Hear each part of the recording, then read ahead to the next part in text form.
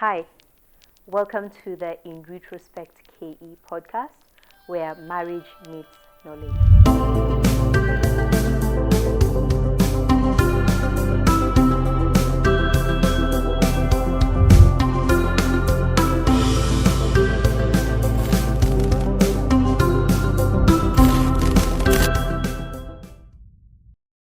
Hello and welcome to the In Retrospect KE podcast. This is the podcast where marriage meets knowledge. I'm so excited to be having you here on this conversation. My name is Beverly Chogo and I'm the host for this podcast. And I am really excited about this conversation we are going to have today. I have an amazing guest who you're going to get to know in just a bit. But to do an intro of our conversation today, you know that word submission, you know how a lot of us feel some type of way even at the thought of it. That's why we're going to get into it. So hang in there, and now without much further ado, let me introduce my guest. Or shall I introduce myself? Yes, please. Right. My name is Lorraine Kalegi Bundi. I too am married to the gentleman called Bundi. We've been married for close to 5 years now. 4 years, 9 months. Yes. We are happily married. We have 2 children together. I also happen to be a pastor. Yes, a young pastor at that. Yeah, I like what you've said, happily married, because I also like saying that, because I don't know, marriage nowadays is just like if you're married, the happiness almost goes out of the window and the idea. But anyway, that's a very different conversation that we're going to have.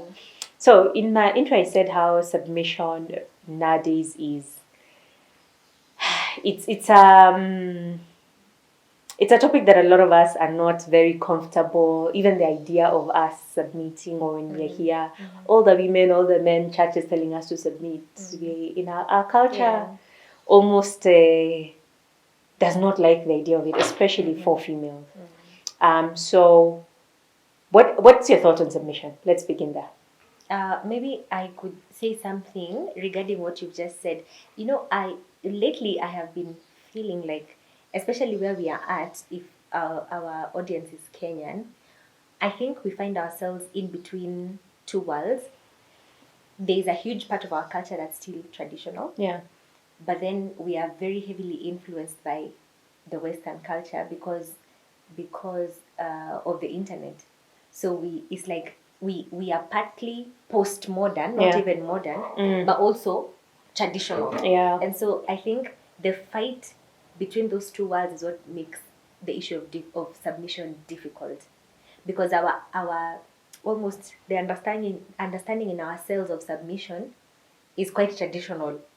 But because we are trying to catch up with a postmodern world, it doesn't seem like it can fit in a postmodern world. So the question I think that has yet to be addressed is, how do you, because God's requirements don't change, how can someone be submissive in a postmodern setting? Good. That's a very good point, a very good way for us to start. So when you say a postmodern world versus a traditional sense of submission, what did submission look like traditionally according to you? According to me, I think one of the ways it looked like, for me at least, growing up and in my circles amongst my aunties and my mom and her friends and the older women I knew at the time, is it looked like building the home, cooking and making sure there's hot water for my dad to shower, because those days there wasn't until you switch on and hot water comes out. So you would boil the water, take it to the bathroom. You almost need it for him. How do you say that?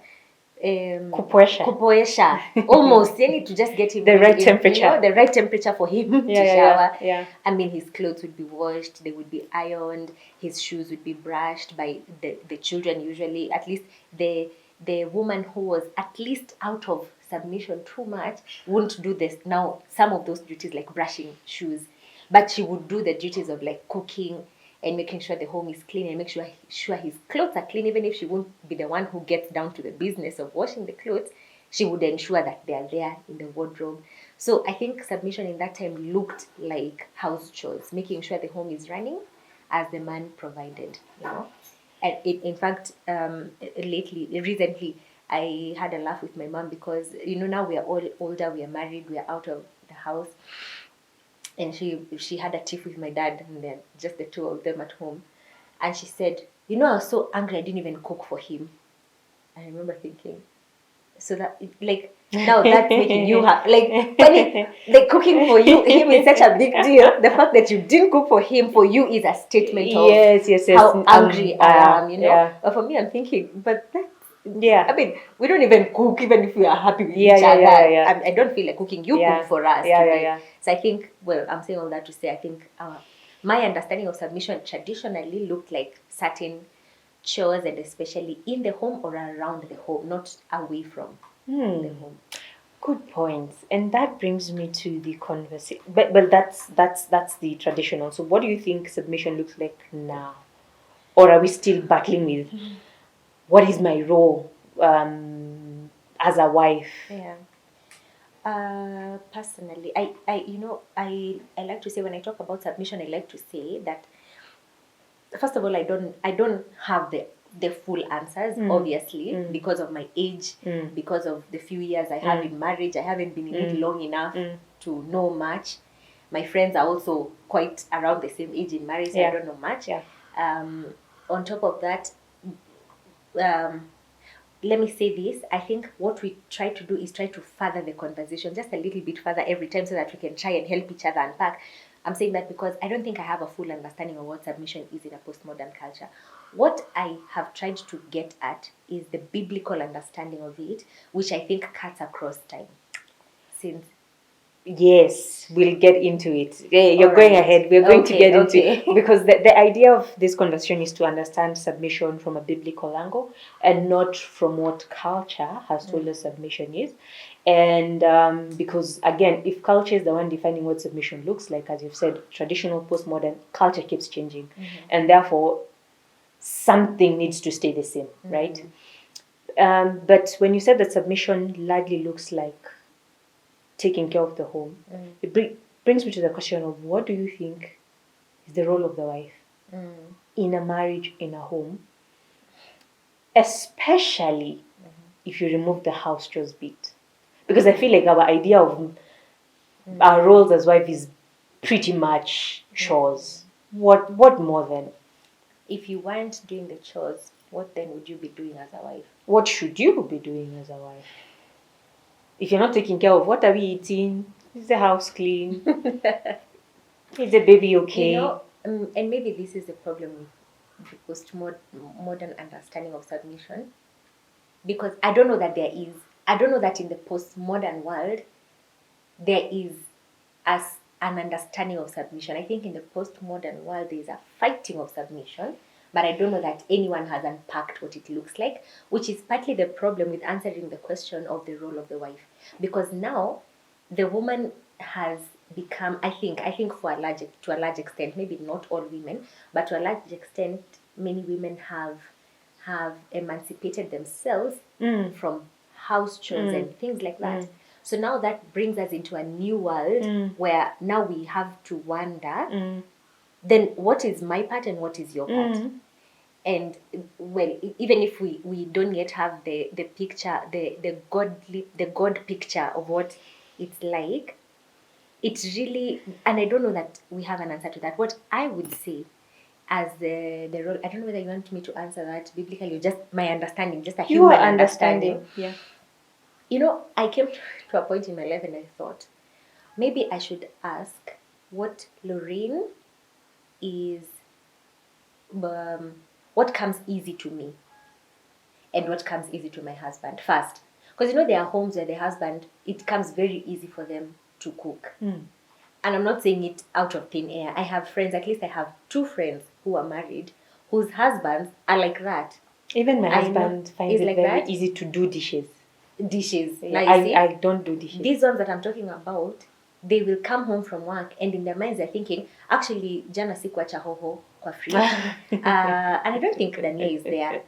And so they stop by, they even have contacts of there's a guy who cuts nyama for me there. Like that's, I don't know why it's natural to them to be that way.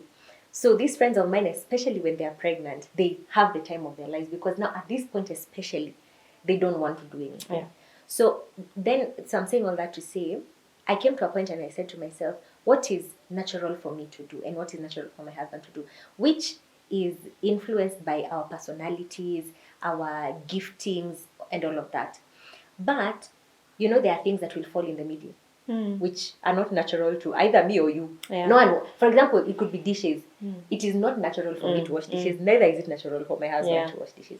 Which presents us with the question of, then what happens? And I think, well, if we remove that, because that's one of the roles that we can say are female in nature, and maybe you have a housekeeper, and so that is taken care of, I think you get to a point where you have to have a meeting, and hopefully here you have a man or a wife who listens to you, or who bothers to Hopefully. know, and who you bother about, because it's not just for them to bother about what you like, what you don't like, how they can help you. It's also you to bother about how you can help them, and then you come to an understanding of, I think maybe if we could be, because this is easier for you, why don't you make sure that the gate is always closed? Surely we can't leave everything to the housekeeper. And why don't you make sure that the cow is fueled or taken care of? So you get to a point where it's like you negotiate a space. I don't know whether that makes sense. First of all, in my understanding, there are things that are easy to me. Let me say this as an actual example. In my home, my husband is very organized. I am not, and so we find, because it's not all the time your housekeeper will organize everything in the home, and especially in your bedroom. And so when he comes and he finds everything all over the place, naturally he will put things in order. And I will come and actually feel like, but I left my top here, and I left it intentionally, knowing when I come at night I will find it there. But he has taken it and put it elsewhere, and I have to ask him, where is my lipstick? Where is this? Because I left them knowing they're supposed to be there. Yeah. And for me, maybe I bring joy, just a lot of joy. Into because the marriage. I'm very extroverted and sanguine, and him is not. And so I'll come with stories, and it's like it's my job to bring the energy. Okay. And it's natural to me. And he'll keep saying, and then at the end, I'll talk and say, hey, you've said a lot of and then I'll ask, have I overtalked? He says, no. We've had a good time. Yeah. So it's like, what is natural? And then when we meet the things that none of us want to do, then we have to negotiate and say, why don't you take up this role and I take up this role, and then we have some kind of peace. So what you're saying is that, because even with the examples you've given, I still feel like they still drive down to like chores and keeping the house together. Yes. So is it? I don't know. What do you think? Okay, I think this is the point at which you say, what do you think is the role of the wife if the chores were to be taken away? What do you think a wife does for a home? Let me tell you, I thought about that question. I was like, that would be a good question. Do I have an answer? No, I don't have an answer. Because even I actually did ask myself, what is my role as a wife? If I remove the functioning of the home, why did we get married? Okay, if you were to remove kids, why did we get married? What's left there in as far as our relationship is concerned? And if what? Yes. You see, this is why I said I don't think I can answer the role of a wife. I can answer the role of Lorraine and ask myself, what is your role? What I think I do easily for this home that brings joy. So are you saying that there's no template, or let me put it this way, based on how God created us and our differences as male and female, husband and wife, are you saying that there's no unique role for women and for men to play in our individual roles to play out in marriage? I want to say yes, and maybe in future we can scrap this episode and rethink our answers. But so as far as I'm concerned now, I really don't, because And I don't know whether now I can talk about the Bible, but I do try to look at the women in the scripture. Like, what is it that I can say defines all of them, except the fact that they had uteruses and gave birth, which define them specifically differently from the men. But I don't know that I can say these particular things all the women in the scriptures did. I don't know. Okay. I do know, though, that it seems natural for women to be soft and therefore nurturing and caring. The larger percentage of women, and again, it's not all women.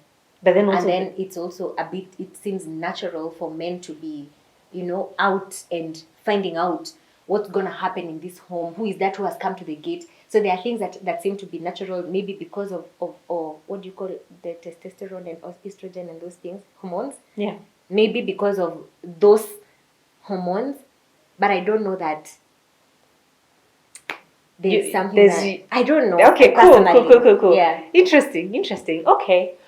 And because where I was headed with that is because when we think about, like, even for you who's watching us at home, have you thought about what is your role as a wife? What should be your role as a wife?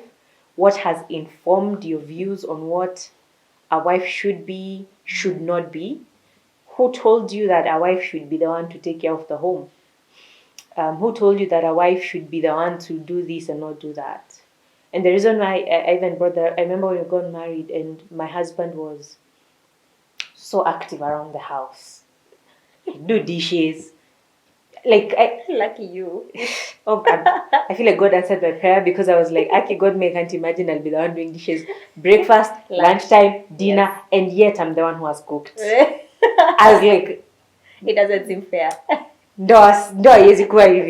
But no, wait until you give birth. Have you given Not birth? yet. Let me tell you, when you're the one who carries the pregnancy and the one who goes through labor and the one who has the breasts to feed that baby, and you at some point you wonder, why did you not give the man the breasts? At least I do the first part.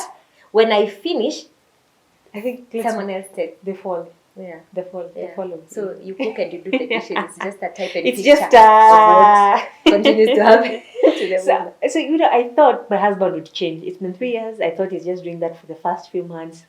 Akona my anxiety was we're married and it's been 3 years and it has not changed. Wow. But I remember feeling like less of a wife. Yeah. See those two friends I talked about? Yeah. One of them, the other one still does not mind it, but one of them failed. At some point failed. I feel like you're not giving me a chance to be a wife. And because in her mind she knew a wife is supposed to do those things. Yes. Yeah. So that's the point. That's like, who told us this is what a wife should be? And there's a pastor I was listening to and they brought in a very interesting perspective and said, you know what? Adam was eating before Eve came along. He was.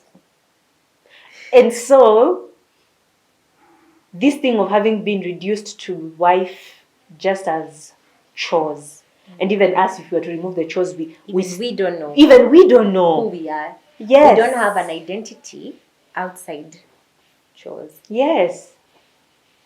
So now, which makes you wonder, can I just be myself in my home? I don't know whether you understand that question. There's a way you were if ever you lived alone before you got married.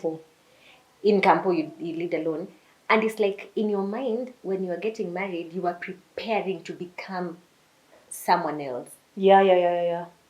And, I mean, what if you could just be who you always were? If you could sit with dishes for 3 days and not feel like your husband will wonder, who did I marry? Maybe the men here should say. Could it, because when I remember when I got pregnant, the first time I got pregnant, at some point I had a crisis of whether my husband would still love me. Okay. Because of how useless I was around the home at that point. I couldn't cook. I was too nauseated to cook. I was too nauseated to clean. I was too nauseated to do anything. And I was also in school at the time. I couldn't even do my thesis and my project. It's like my brain wasn't thinking. So I would be on the couch all day and watching TV. And at some point I wondered, is he looking at me and wondering, Who Who did is I this? marry? Yes. So I felt like my identity as a wife was in being busy around the home, Wow. delivering a clean home and a nice kitchen as he walks in. And if I don't have that, am I a wife to him? Am I worth the love? Okay. So is there any way we can be and know that we are okay and lovable and all of that without washing dishes and coming with wet and cold hands? Very, very good. Very good. Maybe, I think this is the point of even just inviting the guys, if they would be here, and to even get their perspective as to, did they marry? Like, was the intention of marrying a wife purely to be taken care of? The food, the clean, the food, the whatnot. What did they want with us? Yes. Did they want help around the house, or did they want us even without the help? And what was it we were going to bring them? And if you were to sex remove aside, the sex, we know, yes. If you were to remove that, sex, we know. Johnson, would you like to come here? You look. So that's I feel beyond like, the sex. Is there anything else beyond the sex and the food and the clean? One more. Because if you get a man who, I feel like that's such a wonderful conversation. I'm getting carried away. Okay. It's so. Yeah. One thing I've noticed is that this concept of submission is biblical, right? Yeah. And whether it's a Christian couple or not, submission still seems to be an issue. The way it was designed, but still an issue, right? And if you were to hear men, Christians or not, what is the one thing that if they miss in their home, they feel, no, we can't continue, is respect. And funny enough, it's literally what the Bible tells us in Ephesians 5, right? And so the Bible comes and tells us, listen, wives, submit to your husbands, right?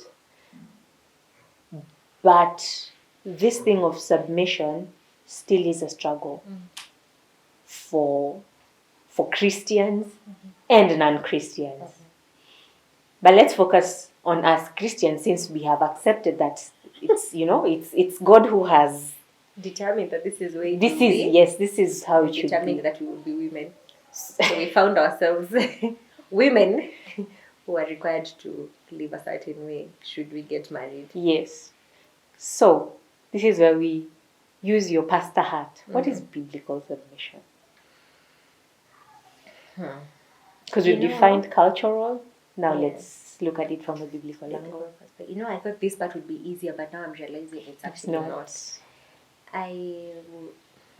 What can I say?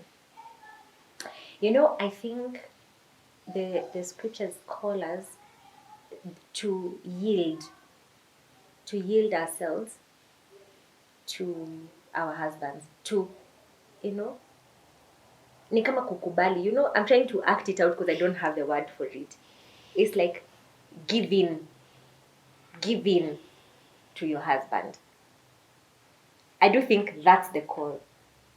And I don't know that, we can go round and round in circles, but I think this is it. To yield? Yield, to give in. Elaborate. To put yourself under them. One time I was in a bridal shower, and the issue came up. Of course, the issue came up. Obvious. Of submission. And there's a lady who asked, do you struggle to submit to your boss? You struggle? Oh, no. I was going to, I'm agreeing. Oh. Do you struggle? And she said, because you see, one of the reasons you are employed, she was saying, is because you are more learned in that subject, in that field, than your boss. So he needed your expertise, he needed your wisdom, he needed your knowledge, and so he gave you that job. And in spite of your knowledge, in spite of everything, your experience, even if you were to give a report and say, therefore, I recommend that we do 1, 2, 3 things, and your boss says no, many people will think, sasa nitafanya aje? See, my boss has said no. and you go back to your desk and you take your tea and you kula stories with your, and you don't feel like your entire person is upset and upside down because you know you have the knowledge, you have the wisdom, you have the experience. Why won't he listen? And you might feel like that maybe even for a moment, but tomorrow when you sit in a meeting with him or her, imagine you will continue with the meeting and you'll be respectful and you will move on. And so she said, what is the struggle then with doing that with our husbands? And I remember thinking to myself, part of my problem is fear. Because it's like I'm asking myself, if I yield to this person, if I give in to them, am I going to be safe? Am I going to be hard? Is our family gonna go to the dogs if I yield? And so you're looking at me so intently now, I'm wondering what to do with that look. I'm listening. So I don't know whether I can. Can I read a text that very text in 1 Peter chapter 3 that talks about some part of the scriptures that talk about submission. This is 1 Peter chapter 3, which says, let me just read it and then I'll try to pick out a few things there. Wives, in the same way, submit yourselves to your own husbands, so that if any of them do not believe the word, they may be won over without words by the behavior of their wives when they see the purity and reverence of your lives. Your beauty should not come from outward adornment such as elaborate hairstyles and the wearing of gold, jewelry, or fine clothes. Rather, it should be that of your inner self, the unfading beauty of a gentle and quiet spirit, which is of great worth in God's sight. For this is the way the holy women of the past who put their hope in God used to adorn themselves. They submitted themselves to their own husbands, like Sarah, who obeyed Abraham and called him her Lord. And then the last statement, you are her daughters if you do what is right and do not give way to fear. That statement stuck with me because I thought, doing what is right versus giving way to fear. So I thought to myself, if I give in to fear, I'm not going to do what is right. If I'm afraid to yield and to give in, I will not do what is right. And actually beyond submission, I thought to myself, whenever I have done wrong things, whenever I have lied, whenever I have been too proud to accept a mistake, what leads me to that? And I thought, I think it is fear. I think a lot of times it's the fear of something that leads you to do wrong things. So for me, first, I don't even remember your question. I just realized I've gone off on a tangent about submission. But here's what I wanted to say. Number one, I keep thinking to myself, we must be very careful who we get married to. Yeah. Because then when the question comes of whether you can hear this person, whether you can yield to them, you don't have to fight it when you're already in a covenant. You ask yourself that question before. And then if you determine in your heart, I think I can yield to this person. The way I see him, the way he reasons, the way he does things, the way he makes decisions, I think I can yield to this one. Then you go ahead and marry. Outside of that, utatushindisha hapa kwa podcast talking about like a marriage conference. But you have a million questions because, okay, but granted, here you are already. Let's assume there's someone who is already here and married. They're struggling with this issue. One of the things that stand out for me is the issue of winning them over. You know, sometimes it says that when the text begins, so that they may be won over without words. So, first of all, I think submission also shouldn't be, you never have thoughts, you can't try to convince your husband. Wherever you're taking this, it might go wrong. And I don't think changing someone is necessarily a bad thing. Hear me? Or changing their minds, or changing them. I think the problem is how we go about it, because the idea is to win them over. But if we struggle to change them, it means we are usurping and forcing our way in. And let me tell you, men, they will sit on you and you will be screaming to the world. But if your husband decides he will not do a thing, utashinda ukisema, and he will not do it. He won't. Yeah. Even the most quiet of them, even the gentlest of them, when a man sets his mind on something, utashinda hapo. That's true.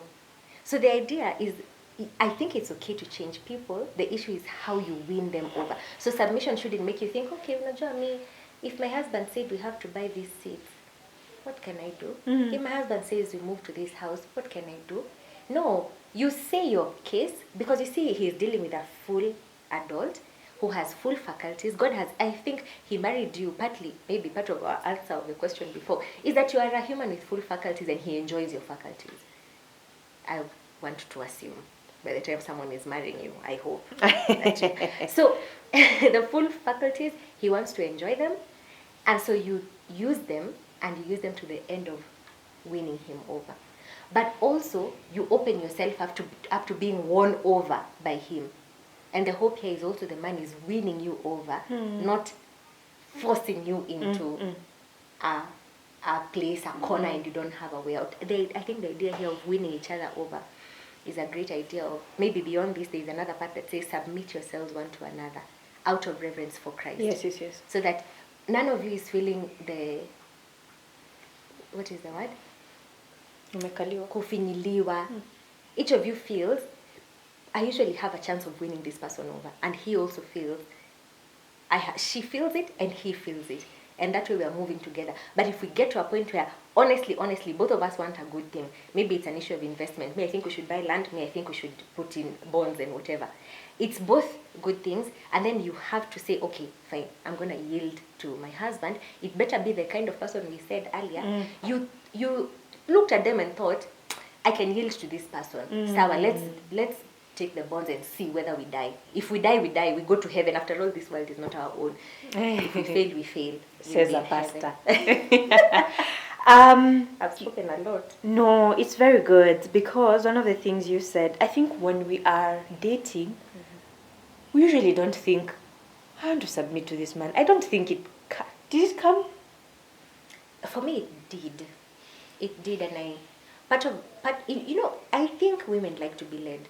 I believe so. I think women like to be led. To some extent, because if we did like to be led, we wouldn't be struggling with submission. And even when you said that there's fear, there's as I was preparing for this topic, there's a lady I had who said that submission is embedded in trust. But I also challenge that thought, because we don't trust our government and yet we still submit. So you know we don't have a choice. The police will come for you now. Even and you will go and create a country for yourself. There's even a very comical example that was given, is like when we ladies go to the salon, you've had this person does very good hair, they do a good job. Then you go there, they tell you, sit, I'll come to you in a few minutes. You're there chilling 15 minutes, they've not come. They'll treat you to do however, yet it's literally submission. And even when they do your hair and you don't even like it, you won't speak then. You will go home and complain later to somebody else. It's still submission. And so we submit in very different areas, but we went to that person because we trust that they're able to do a good job, right? So is our issue of not submitting or struggling with the idea of submission, is it an issue of, like you mentioned, fear? I bring the element of trust. Do you think it's an issue of fearing the direction of our husband might not be what's good for us? Or is it an issue of, I truly do not trust the direction of this man? Maybe not even, you might not even know it cognitively that I don't trust this man. It may not be at the forehead that I don't trust this man, but deep down you actually do not trust them. Let me say two things.